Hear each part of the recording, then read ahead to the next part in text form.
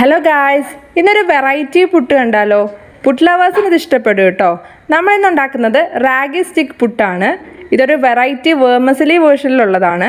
നമ്മൾ ആദ്യം ഒരു പാത്രം എടുത്ത് അതിലേക്ക് ഈ വേർമസലിയുടെ മിക്സ് അങ്ങോട്ട് ഇട്ട് കൊടുക്കുക. അതിനുശേഷം അല്പം അതിലേക്ക് ഉപ്പും ഒഴിച്ചിട്ട് വെള്ളം ഒഴിച്ച് നന്നായിട്ടൊന്ന് മിക്സ് ചെയ്തെടുക്കുക.